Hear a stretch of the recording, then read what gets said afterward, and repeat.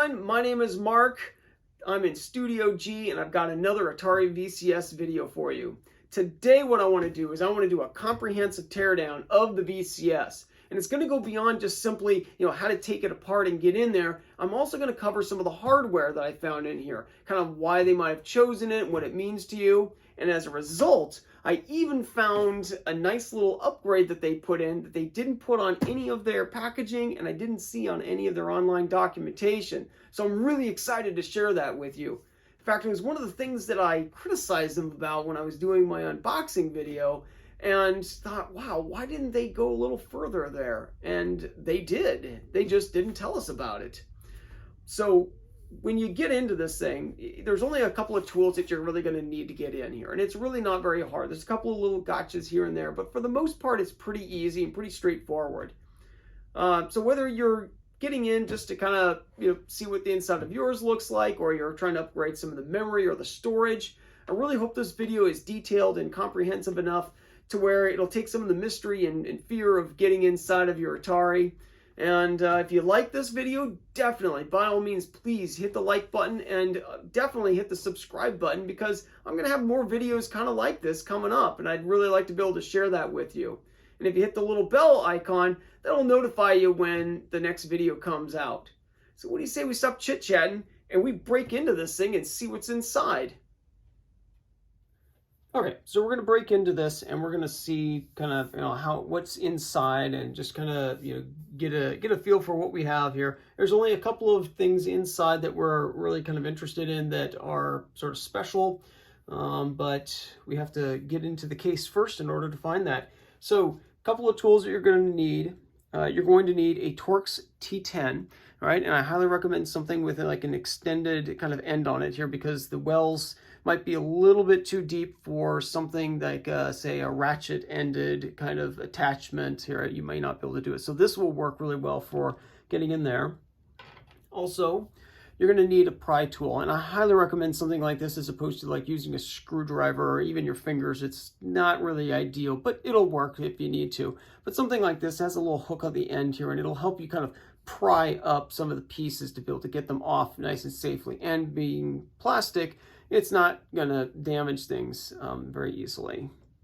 And then for this particular teardown, I'm going to be using a number 2 Phillips head screwdriver. And most people aren't going to need this one here, but I will for the extent that I'm going into some of this teardown. So I'm going to have this as well.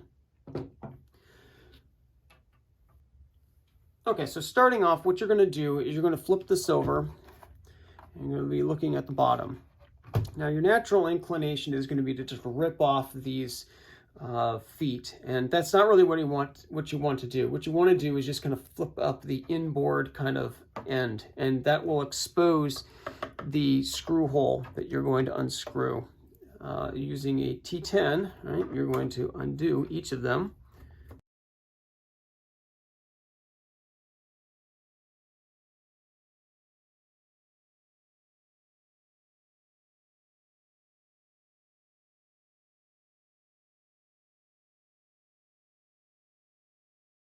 They are all the same size, so don't worry about mixing them up. You just kind of set them off to the side, and you should be good to go. Okay, next you're going to flip this back over. And what you have to do is you have to get the front panel and the rear panel off. And the way to do that, the best way to do it, is to use your pry tool to do this, okay? And you want to start from the top side and work down to the bottom. So you want to get this top part here off, and then the bottom will come off later. And the reason why is because there's actually, like, on the frame itself, on the chassis, it has actually like little like tabs that kind of go down on the front and the back, and that is something that you can't really kind of pry these pieces around very easily. But on the top, it's much easier to do that. So what we're going to do here is we're just going to get the pry tool in there. We're just going to kind of pull it up just gently. And that should be just enough to get the little clips underneath here to kind of come off. There we go. There we go. And it just comes right off, once you've gotten that top part done. So here's what I was talking about. You've got these these little like tabs here on the bottom. And, you know, those are what are actually kind of grabbing onto the bottom part of that plate. So you want to try and, you know, just avoid trying to pry from the bottom in order to get those things over, because it just won't work very well. It's just much easier to go from the top. So same thing on the back. I'm just going to start from one end. I'm just going to work our way across. And there you go. And it comes right off. Same thing down here. There's two big tabs that are going to kind of go and connect into the cover. You know, so you're just going to start from the top on that. Okay, now this is where you have to be kind of careful, all right? So you've got your Atari apart, but now this top piece is going to come off really easily. And there's a couple of wires underneath here for the antenna that you have to be careful of, and you don't really want those to get disconnected. If they do, you can put them back on, and I'll show you how to do that later, but you want to try and avoid that if you can. So when you lift up the top, you want to rotate it toward the front of the Atari, right? And there they are right there. Those are the antennas for your Bluetooth and your Wi-Fi, and this is the Bluetooth Wi-Fi adapter. So this is the part that I was really curious about, and I looked up, and I was really pretty pleased with what it was there, and kind of was a surprise too a little bit here. But this is a Realtek RTL 8822CE. And when I looked that up, what I found out is that it supports Bluetooth 4.2, and it also supports Wi-Fi up to AC, which is not what the documentation says. It says it supports only up to N. So this actually supports a little bit further up the technology chain here for Wi-Fi, which is pretty awesome. So what I'm going to do, though, is I'm going to take this off because it's going to make it easier to kind of get around this machine. And you can take out a little screw right here that holds on the end of your adapter. Right? Put that off to the side.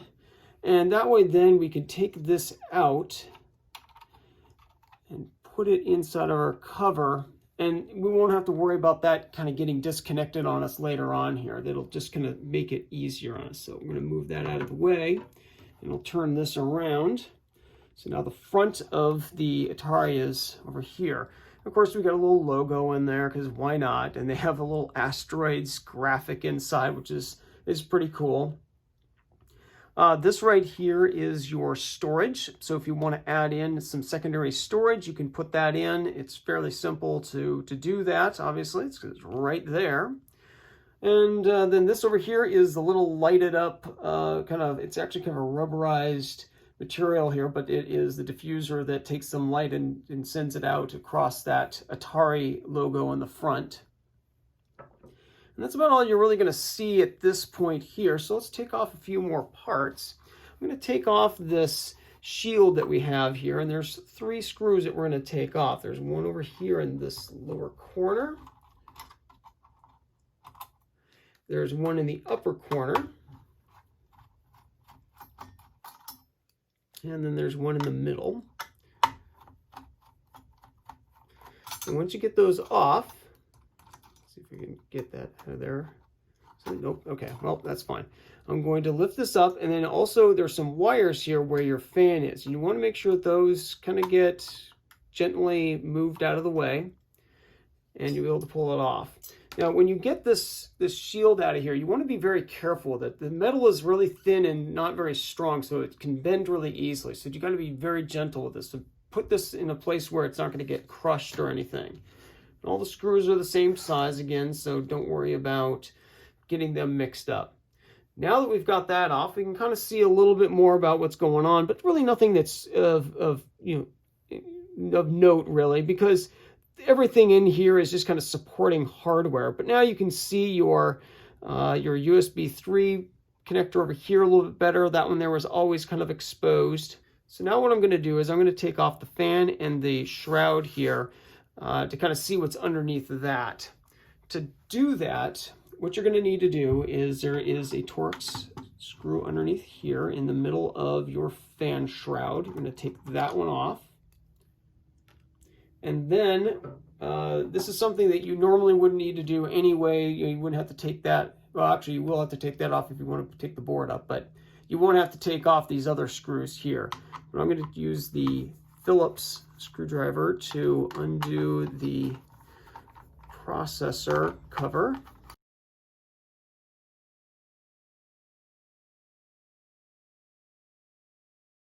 And then also you need to take off the screws for the fan.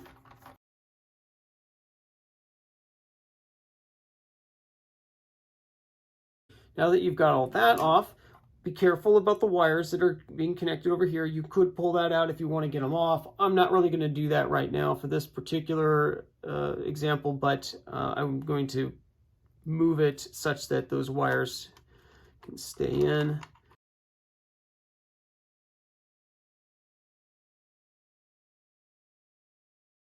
Okay, great, there we go. So now I can lift this up and you can now see what's underneath. There is our processor. That's our AMD processor, and it has the integrated GPU inside. And now we can also see where the Emmc memory is. Now this is where your console operating system is installed, and where you have all of your game save data and everything like that. That is where that is.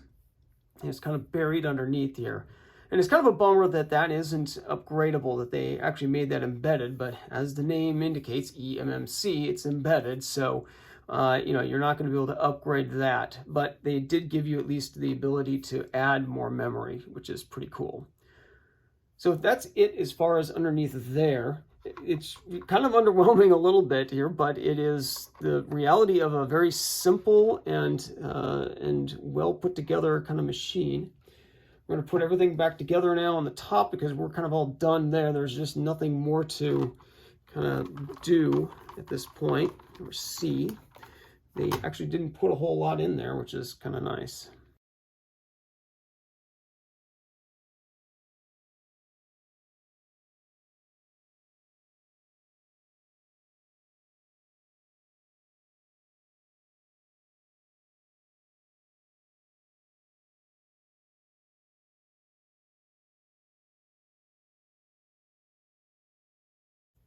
Okay, so to get this board off, if you want to take a look and see what's underneath it here, because that's how you're going to access the RAM that it has on there. If you wanted to, say, upgrade it or just take a look at it, you could just kind of lift this up a little bit and take a look here.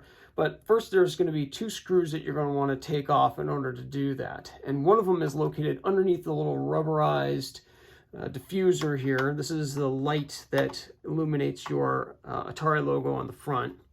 You're going to take that one out, and it's the same size of screw as what we pulled out of the fan shroud. So there's one there, and then there's another one that's just underneath where the fan is. We're going to take that one out as well.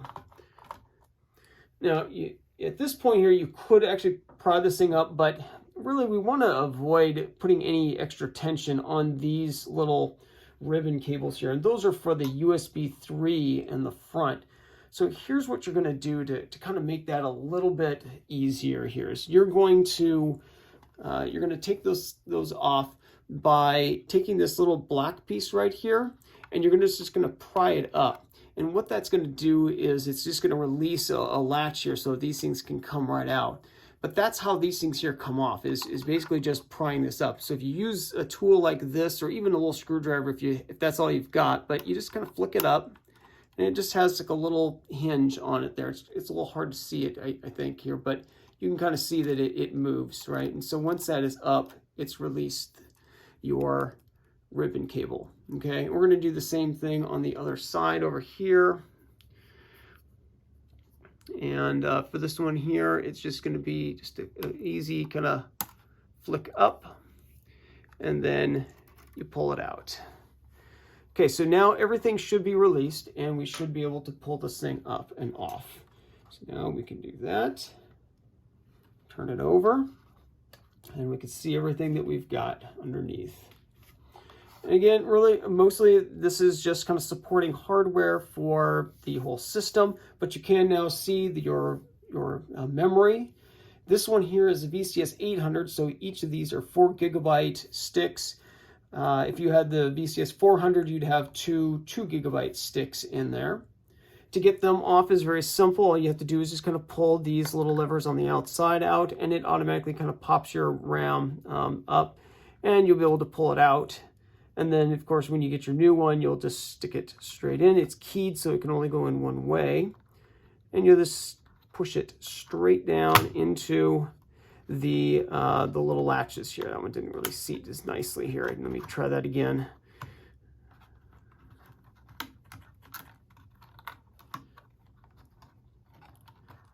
Let me push it in there. There we go. I didn't push it all the way in, so you got to be careful there. You just make sure they're pushed all the way in, and there we go. And it seats in much nicer, you know, when you got it seated properly there.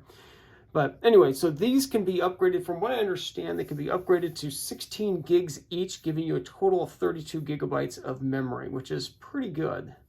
You got a battery over here for your BIOS. You know, someday that'll have to be replaced, but probably not for quite a while.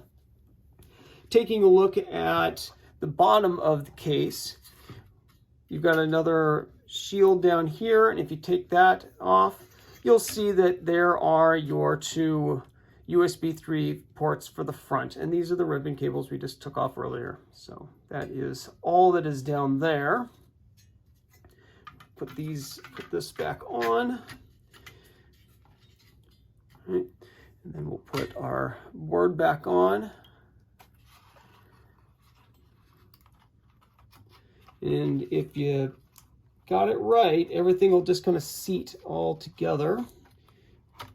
There we go. You'll feel it kind of lock into place, and it'll actually kind of lock. It won't move around much. But that means that it's actually seated properly. So the first thing I'm going to do is I'm going to put the USB 3 cable, ribbon cables back in. You just kind of slide it in, and then just with your finger, you can just kind of push down on that little lever, and it will close up nicely. Make sure that you're pushing it all the way in there, that you're not leaving it out any, and make sure it's also nice and square, not off to a side, but actually square.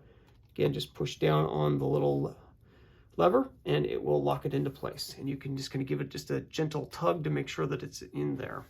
Okay, so now we're going to put the, fasten the board back down. So we're going to put one in where the fan shroud is. Goes up there. Next one is going to go underneath our little light diffuser for the Atari logo.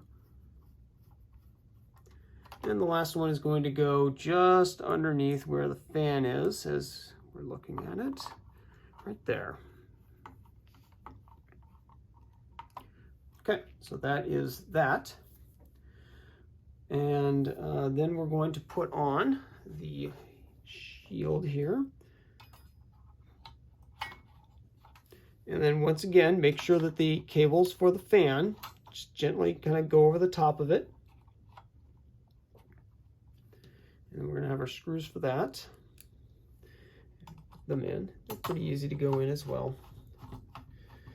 It's nice that they made it to where you only need one tool to do all this, and you don't need to have a whole bunch of different ones. I've gotten into iPhones and things before, and that one's pretty crazy for the most part. It's a little more challenging to work on, but this one here is a lot easier. It's also not as tiny. Okay, so we've got that. Okay, so now let's turn it back around this way. And we're going to grab our top cover and bring it in. And now we've got our Wi-Fi and Bluetooth transmitter that we need to plug in. This can be a little bit challenging to do, but you can do it there. It's easiest if you kind of slide this over, more that direction just a little bit. That way it kind of doesn't want to tug at the chip and pulling it out and pull it out. And actually, before I do that, let me just talk a little bit about how these connect on here, because if you do end up pulling these out, it can actually be a bit of a challenge here. So I just kind of want to show you what it looks like here. Okay, so if you take a look at kind of how these things are oriented here, right? You've got two connectors here. One of them goes to one antenna, one goes to the other antenna. And if you take a look at how they're oriented on here, this is exactly how they need to look. They cannot be put, with the wire coming off to a side over here. They have to actually go to where the wires go behind where that screw is going to hold onto this chip, okay? So you need to make sure they both go back there. And then when you put the screw on, you want to make sure that you don't pinch any of those wires. Now, they just snap right on. They'll even come right off there. I'm not going to take them off for now because they have a limited number of times they can come on and off, and I don't really want to wear them out. Although, interestingly enough, you could buy another one of these things on like eBay or Mouser or someplace like that, and you can get whatever parts you need here if you actually had to replace it. And you probably could even get extra antennas too. But I prefer not to have to replace them if I don't want to, or if I don't need to. But yeah, that's how they're going to go on. Just be patient. Don't push any harder than you need to. If you feel like you need to use a pliers or something like that, you're putting it on wrong, okay? These should just snap right on with your fingers, just pressing it straight down, and it should actually go right on there. A little bit of tape up here just kind of helps protect it and stuff when it's actually assembled. But that's how these actually go on. So just be careful and watch the welds they have on the actual antennas in the cover. All right, so putting it back in, like I said, all you need to do is just line it up, push it in a little bit, and then if you have your finger on it, you can then keep it in its place. Meanwhile, get that screw in there. It's going to be a tough one sometimes. Here we go. It'll just stick to the end of it. So there we go. Once it gets started, it's okay. I'm going to use another tool here to kind of help guide those wires and keep them out of the way so that I don't pinch them. There we go. And now we're all done. They're all together. I have confirmed that they are actually pushed on, so we should be good to go. And now it's just as simple as just kind of rolling this forward or backward, depending on how you want to look at it, I guess, and get it put back up on top. Just be careful now that you don't just lift it up on the sides and yank those antennas back out. All right. When you are putting on the cover, you want to make sure that your little diffuser is aligned properly. Sometimes it'll be like inside like that, and you don't really want that. You want to make sure that it is pushed out and ready to go. So now we're going to put the cover on, making sure that we have the Atari light going on that side. And then you want to start from the bottom of it and get that securely put on in place, and then just push down, on the rest of it. And it should actually snap into place. This one here is not quite on, so we're going to push that in. There we go. Just snapped right into place. And same thing with the back. The back is going to have the same kind of process here. We're going to start with the bottom, and it's going to just kind of go into place. And then make sure that the tops of each of these connectors are clear of the faceplate so that you don't kind of try and cram them into the device, and you just can push down. Make sure that everything is nice and secure here. It looks like it all is on this one. So we're good to go there. And then we're just going to screw all of the screws back in on the bottom. Lift them up, screw it in. It's really not too hard of a process. And then I'm just going to tuck these back in as I do them. It's not too hard of a process. I mean, getting in and out of this thing is really pretty quick. It's kind of nice, actually. I've definitely worked with a lot harder components than this, for teardowns. And this one here is by far one of the easier ones. Okay, just two more here.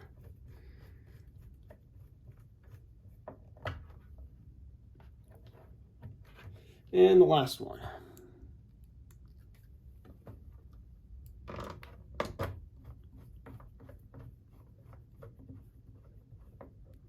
Okay, there we go. So we got it in. All of our feet are on there. If you have upgraded any of the storage or the memory on here, you're going to want to test it out. So you can either fire it up as a console and you can take a look in the settings to make sure that all that is correct. Or if you have a Windows installation on a USB drive, you can put that on here and fire up Windows, and that should also tell you how much RAM, and you should be able to see the storage internally as well. And so if you see that, then you can make sure that you've got enough of the ported space that you should have on that. So that's it. I hope you found this useful, and please do like it and subscribe if you wouldn't mind, because it certainly shows that doing the right things, and then I'm talking about the right kind of stuff. I have a lot more things planned for you. And yeah, have fun with your Atari.